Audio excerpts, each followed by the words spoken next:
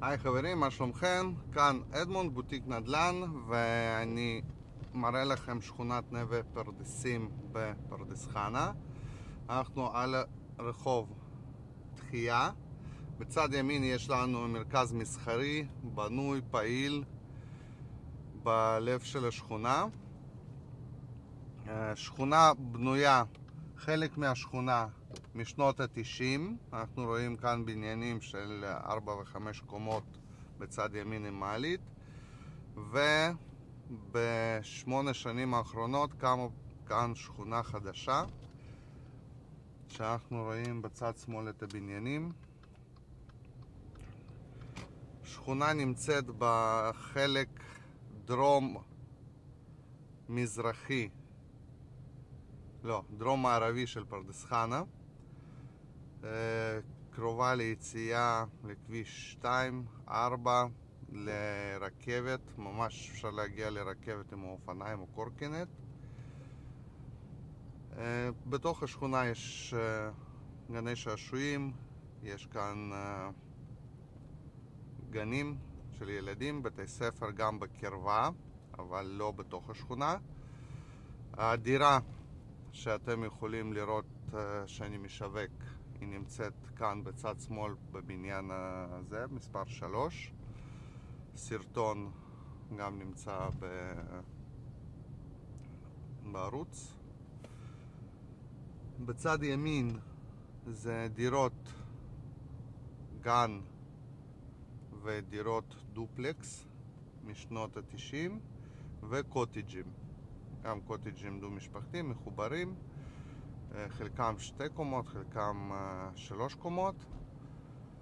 בהמשך של הרחוב הזה, זה רחוב גינת אגוז, הוא חד סטרי, הפכו אותו לחד סטרי. אנחנו רואים קוטג'ים שהם בני 5-7 שנים גם. ובסוף של הרחוב הזה זה קוטג'ים גם משנות ה-90. הנה, ואנחנו חוזרים לרחוב התחייה בעצם. בשכונה יש גם קוטג'ים חדשים יותר, 3-4 שנים.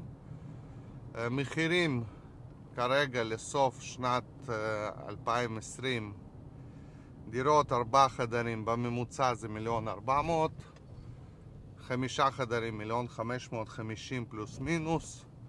קוטג'ים ישנים החל מ1,750,000 עד 2 מיליון, וקוטג'ים חדשים כבר החל בוא נגיד 2.2 בערך, זה תלוי, יש כמה דגמים וכמה פרויקטים.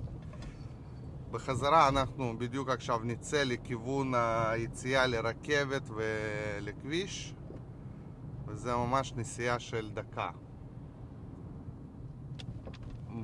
עם הרכב. בית ספר שמשוייך לשכונה הוא נמצא מעבר לבניינים האלה, ברגל רבע שעה הליכה בקלות.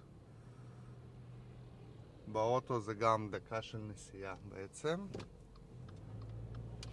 אז זאת הייתה שכונה נווה פרדסים.